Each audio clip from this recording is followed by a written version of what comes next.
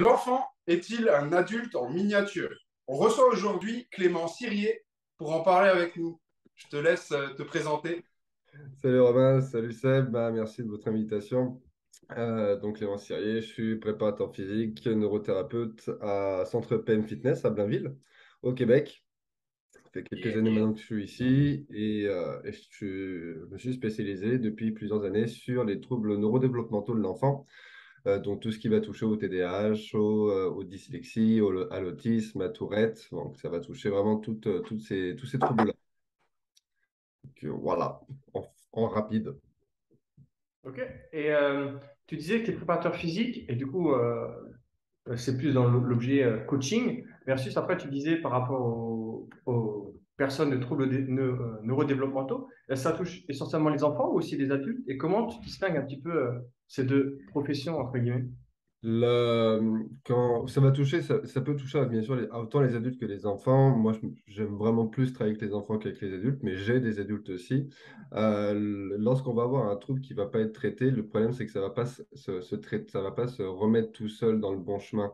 Donc, la problématique de la médication, parce que c'est souvent le thème qu'on peut aborder, on sait aujourd'hui que c'est que ça marche. On le sait. On le sait que ça marche sur du court terme. Ça a été démontré, et c'est indéniable. Donc, il y a un intérêt, mais à court terme. Par contre, on sait aussi que sur du moyen long terme, l'intérêt n'y est plus. Donc, souvent, ce qu'on va faire, c'est qu'on va juste augmenter les quantités et les problématiques associées à cette médication va être aussi pas présentes, c'est-à-dire tout ce qui est effet secondaire par rapport à ça. Donc, la chose, c'est que si le cerveau commence à dévier par rapport à une trajectoire qu'il devait initialement avoir, il ne va pas se remettre tout seul sur une intervention externe. Donc, c'est là, moi, où je vais intervenir dans cette intervention externe donc pour chercher à rééquilibrer les connexions, les connectivités, la synchronisation donc, au niveau hémisphérique. Et pour répondre à ta deuxième question, donc comment je distingue les deux? J'ai mes deux casquettes, c'est-à-dire que quand moi j'ai une clientèle qui vient me voir pour, admettons, des objectifs de perte de poids, de performance athlétique, de réathlétisation ou autre, je les traite avec ça. Je Ok. travaille avec eux là-dessus. Et si j'ai des parents souvent qui me contactent par rapport à l'enfant, qui sont majoritairement qui sont allés voir des neuropsych, qui sont allés voir des ergots, etc., qui a eu des résultats, parce que effectivement, il y en a aussi, mais pas à la hauteur de ce qu'ils pouvaient escompter par rapport à tout ça. Et puis quand ils entendent parler de ce que je vais faire, c'est là où je vais les rencontrer et je vais distinguer mes deux suivis. Ok. Et avant d'entrer dans le vif du sujet, tu parlais beaucoup de autisme, TDA, TDAH, etc. Et en fait, je dis ça, je fais le transfert un petit peu de ce que je fais en pratique. Et des fois, quand on envoie un petit peu l'anamnèse, je me, je me rends compte, et les gens, des fois, se rendent compte qu'en fait, pour eux, c'est normal d'être des fois un peu hyperactif, un peu des troubles de concentration, etc. Est-ce que du coup, justement, les gens viennent chez toi, c'est que des cas, on va dire, extrêmes, je dis bien entre guillemets, ou des fois, c'est juste des personnes qui veulent juste améliorer leur fonctionnement, entre guillemets. En concentration, des choses comme ça. Ouais. Parce que des fois, ils en ont Euh, juste pas conscience, en fait. Ils disent, ouais, mais c'est normal d'oublier un peu des choses. j'ai Non. envie de te dire, c'est le même C'est... principe que la douleur. Tu sais, quand tu vas avoir une douleur lombaire, tu apprends à vivre avec. Finalement, tu apprends à vivre avec toi. Et finalement, tu te dis, c'est normal d'avoir mal. Voilà. C'est normal d'être limité. Et je sais que vous aussi travaillez avec la douleur. Et quand tu l'enlèves, la douleur, la personne, elle revit. Elle dit, mais c'est incroyable. En fait, je pouvais faire tout ça. C'est incroyable. C'est la même chose, en fait. C'est-à-dire que si tu grandis avec un déséquilibre hémisphérique et que tu vas avoir donc, toute ta vie, on t'a dit, c'est que ce soit tes enseignants, tes amis, tes professeurs, tes parents, qui vont te dire, il bouge tout le temps, il est vraiment hyperactif, tu sais, il a la bougeotte, enfin bref. Ça rentre en toi. Tu sais. Pour toi, finalement, c'est ton univers, c'est normal. Puis en plus, on te dit que ça, on peut rien y faire. Donc, c'est encore, toi, c'est ancré, et puis tu as juste à Hmm. l'accepter. Donc, effectivement, moi, quand j'ai des personnes, alors des fois, j'ai des personnes qui viennent voir pour, mettons, une prise de masse, une perte de poids. Et dans mon anamnèse aussi, moi, je vais avoir des gens, enfin, non, mais là, je suis un peu TDAH. Mais pour eux, c'est vraiment normal de ça. C'est vraiment ça. Donc, moi, je suis là, moi, je souris parce que je sais que ça peut se travailler. Donc, je suis là, OK. Ouais. Après, j'essaie de respecter si la personne elle vient me voir pour ça, je respecte ça. Après, je lui dis que je peux travailler. Si ça l'intéresse, on travaille. Si ça ne l'intéresse pas, voilà. J'essaie de respecter pourquoi la personne vient me voir. Après, moi, dans les cas que, entre guillemets, je pourrais avoir, sincèrement, j'ai tout, en fait. Tu sais, je peux avoir vraiment des cas. je me suis déjà posé la question de pas qu'est-ce que je vais faire, mais genre ça va être dur. Ça va vraiment être dur. Et tu as des moments, tu sais que, je veux dire entre guillemets, en fait, en 3-4 mois, il y a déjà des résultats extraordinaires, en fait. Donc, ça va vraiment varier par rapport aussi, je te dirais, ça va vraiment dépendre des parents. C'est Ouais, que quand ils vont venir te voir, si ils viennent te voir avec des doutes, ça disant, bah, encore une fois, ce que je peux comprendre en fait. Parce que tu sais, ils ont dû voir un pédiatre, ils ont dû voir un neuropsy, ils ont dû voir un ergo, ils ont dû voir un kinésiologue. Enfin, tu vois, ils ont dû voir plein de spécialistes qui leur ont répété 1000 fois que ben, la seule solution, soit c'est une médication, soit en gros, il faut de l'aide, il faut un éducateur spécialisé pour ton enfant, etc. Donc pour eux, ça, c'est quelque chose qui est ancré aussi, c'est comme ça et c'est pas autrement. Et là, tu as moi qui arrive en disant, bah non, en fait, ça peut s'expliquer d'un point de vue neuronal et qu'en fait, ça peut se retravailler si on vient stimuler ça, ça, ça. Et pour eux, ouais, pourquoi est que toi qui dis ça et pas les autres? Et là, Mhm. tu es un peu en mode, c'est au même principe, et encore une fois, je reprends le parallèle avec la douleur. Pourquoi? Ben, nous, on arrive à enlever des douleurs que d'autres professions, pour eux, c'est que mécanique alors qu'on sait que c'est plutôt une vision neuromécanique qu'il faudrait avoir, ben c'est le même principe. Pourquoi on est, j'ai une bêtise, que 5 au Québec à dire que ben, en fait, ce qu'on voit sur les imageries, c'est le débalancement hémisphérique. On voit donc la sous-activation de l'hémisphère droit par rapport à telle chose. Par contre, aussi, on voit lorsqu'on vient stimuler que c'est incroyable, ça se reconnecte, ça se resynchronise et que finalement, ben, tout ce qu'on pourrait voir comme caractéristique du trouble ben, diminue. Et donc, c'est comme je dis, c'est pas moi qui l'invente parce que je serais multimilliardaire. Enfin, je pense à ce niveau-là. Je serais très riche. Ce n'est pas le cas. Donc, donc, je me dis c'est que c'est pas moi qui dis ça, c'est qu'il y a plusieurs auteurs. Déjà, c'est pas que le même auteur, c'est plusieurs auteurs qui vont avoir les mêmes conclusions. Donc, le pourquoi du comment, après, enfin, pour rentrer dans plein de théories loufoques et puis voilà, ça passe sa place maintenant, mais c'est-à-dire c'est complexe. En fait, c'est plus, pour revenir à mon point, c'est plus voilà, les parents qui, des fois, tu dois chercher à convaincre, parce que l'enfant, lui, il vient, entre guillemets, c'est une coquille vide, il vient parce qu'on lui a dit de venir, et puis il prend ce qu'il y a à apprendre. Pour lui, c'est du fun en général. Mais c'est les parents, c'est qu'il faut vraiment que tu deals avec, que tu cherches à leur dire, bah, faites les exercices. Faites l'exercice à la Mhm. maison. J'ai du cas, moi, de parents qui m'ont écrit, ça marche pas. Je leur dis, OK, vous avez fait les exercices? Non.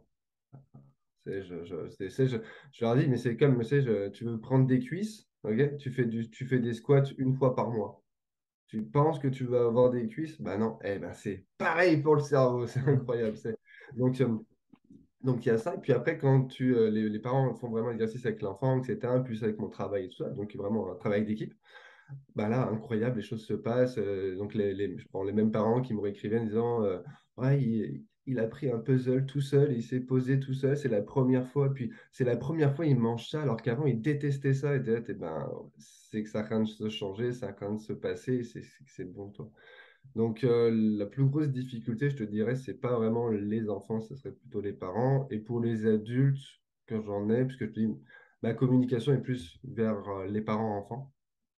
Donc, quand j'ai des adultes, souvent ils viennent parce qu'ils savent qu'il y a ça, mais encore une fois, il y a toujours ce côté de pourquoi tout le monde va te dire l'opposé que ce que moi je vais raconter.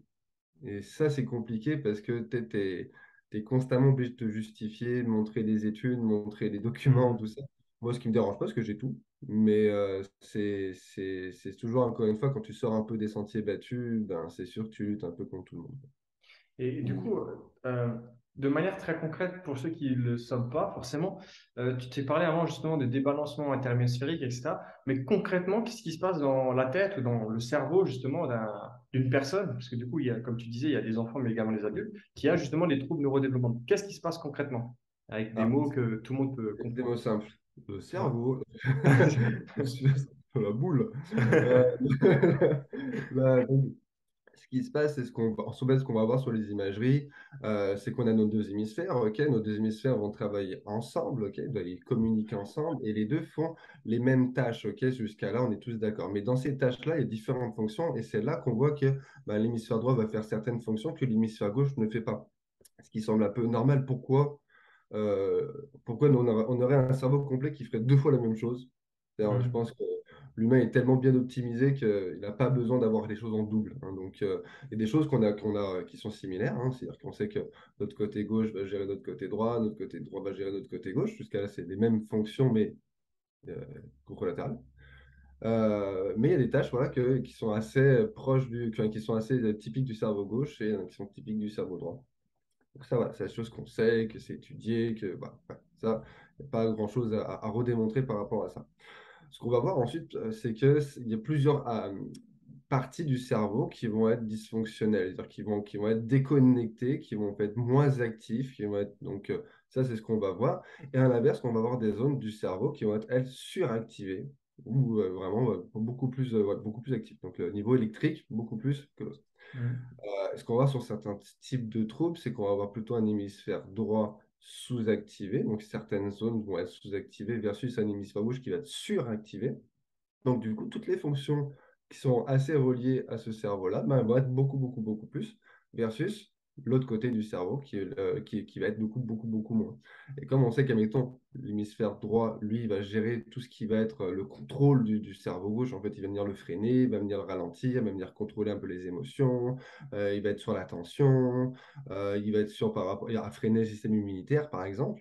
Alors que le cerveau gauche, lui, ça va être tout l'inverse. Donc, ben, des caractéristiques, admettons, si le cerveau droit fait moins sa job, eh ben, c'est-à-dire que le niveau de contrôle des émotions, ça va être très compliqué. Contrôle de l'attention, ça va être très compliqué. Donc, c'est toutes les caractéristiques qu'on pourrait voir, par exemple, sur un TDAH. Voilà. Ok. Donc, après, c'est très compliqué quand on ne sait pas. On ne sait pas ce qui se passe dans la tête de l'enfant, de pouvoir dire ouais, mais l'enfant, il n'est jamais calme, c'est incroyable. Pourtant, j'ai beau lui répéter. Ben ouais, en fait, c'est pas juste qu'il n'a pas la capacité hémisphérique, on va dire ça comme ça, Mhm. de pouvoir le faire. Il aimerait le faire, mais il ne peut pas le faire. Ça, donc, c'est la première base. Après, on va voir qu'il y a d'autres parties du cerveau qui vont être aussi affectées, comme le cervelet, donc la partie un peu plus sérieure du cerveau, le tronc cérébral qui va être aussi affecté déjà par rapport aux réflexes primitifs qui vont jouer par rapport, donc les réflexes primitifs, les réflexes du bébé, typiquement, hein, on met le doigt dans la main, ça vient serrer. Réflexe d'agrippement, pardon. On sait qu'il y a aussi une base de ce développement qui n'est pas acquise, donc que ce soit chez les adultes ou chez les enfants. Comme j'explique souvent moi, à des clients, j'ai des personnes de 50 ans qui ont encore leur réflexe d'agrippement. Et toutes les caractéristiques qui vont avec, ils l'ont. Donc, quand tu leur enlèves, incroyable, ça va bien. Moi, j'avais une histoire comme ça. J'avais une cliente qui avait un gros Moro. Donc, Moro, vraiment, réflexe de sursaut, hypersensibilité, son tactile. C'était vraiment difficile. Je pouvais même pas l'approcher au début. Donc, je travaillais vraiment à genre 2-3 mètres d'elle. C'était vraiment Mhm. compliqué. Sinon, je bloquais la séance. Et elle travaillait plutôt en backstore. Elle travaillait vraiment pas avec les gens parce que c'était compliqué, en fait, leur rapport avec les gens. Une fois qu'on a fini le travail ensemble, ben, en fait, elle a changé de métier et maintenant, elle travaille avec les gens. En fait, elle s'éclate elle fait le métier qu'elle voulait faire, en fait. Tu vois, vraiment être avec les personnes, avec les animaux. Donc, elle s'éclate vraiment là-dessus. Donc, on peut voir vraiment des modifications de comportement, des modifications émotionnelles, des modifications académiques. Assez impressionnant là-dessus, quel que soit l'âge. Ça répond à ta Ok. question. Ça répond bien à ma question, ouais. Merci. Romain, je sais pas si tu as des questions par rapport à ça. Non, pas spécialement. J'apprends énormément avec toi, Clément, donc c'est parfait. Merci. Merci, Romain.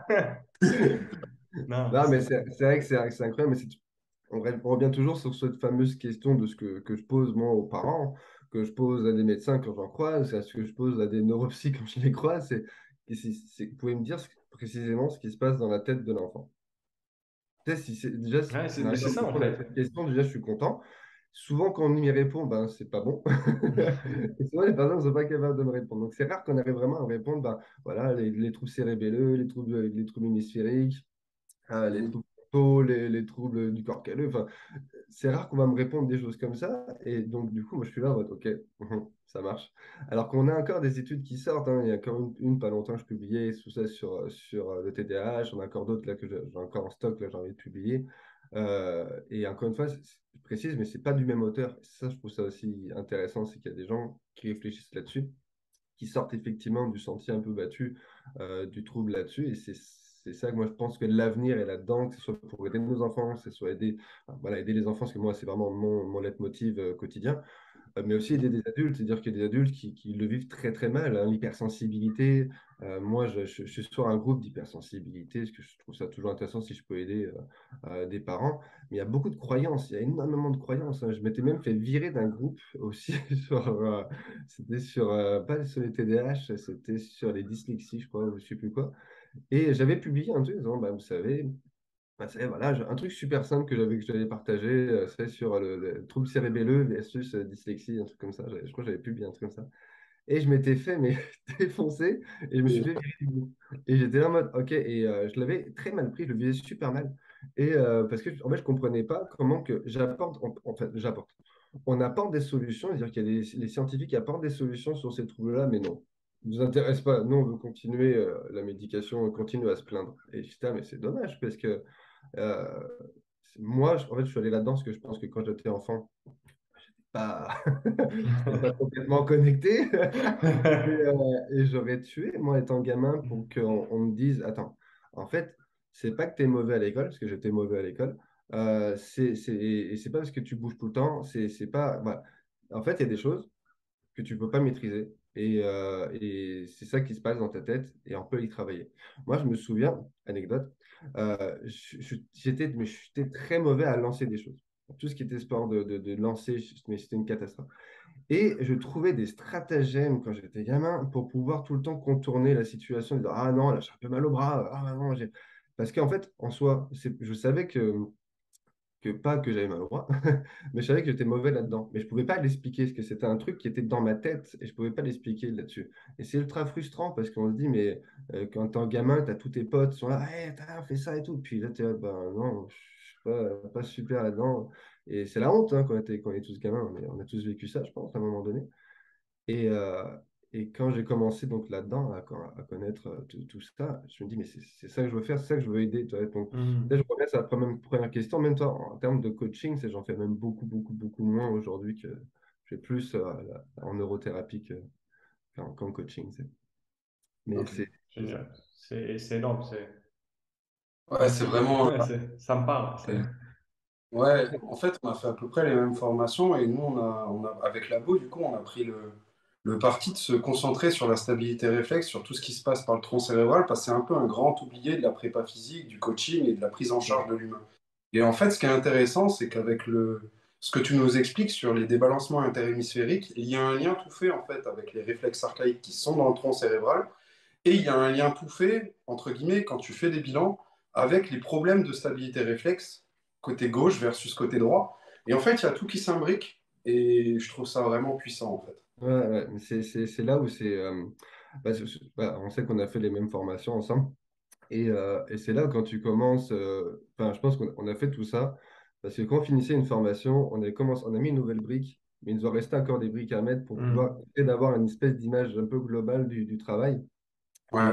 c'est ça qui est cool. C'est-à-dire que, effectivement, moi, donc, je travaille sur la méthode Milelo, mais là, c'est conception. On a Zidolf de Cobb à autre chose, Carrick à autre chose. Et en fait, tout combiné, on arrive à faire un travail. Parce que moi, du coup, je combine en fait tout ça. Moi, je travaille avec cette méthode Milelo, mais je combine avec mes autres formations. Donc, avec le travail vraiment beaucoup plus spécifique de Cobb, avec le travail spécifique de Carrick, etc. Et du coup, tu as des résultats qui sont super, quoi. C'est vraiment extraordinaire. Mais c'est ça, c'est que finalement, tu veux travailler sur le tronc cérébral, mais si tu oublies une partie, de certaines parties du travail sur le tronc cérébral, finalement, ton travail ne va pas tenir. Donc, c'est vraiment tous Hmm. ces allers-retours qui vont se faire. Et c'est Mm. ça qui fait qu'on a encore du boulot. Ouais, clairement. Voilà.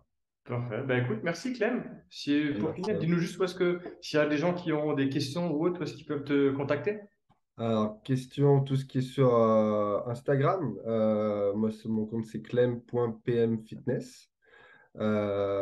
Ou directement sur Facebook, Clem Sirier. Du coup, pour des questions avec grand plaisir. Et sinon, vous pouvez passer par Labo, ils vont me faire passer des messages avec grand plaisir. Génial. Ben, écoute, merci beaucoup Clément. Et Merci à ben, vous deux de je te souhaite l'invitation. bonne Ça me fait journée à plaisir. toi. Merci à vous. Ouais, bah ouais, moi, il est 8 heures. Bonne Allez, journée, les gars. ciao, Merci à ciao. vous. Bye.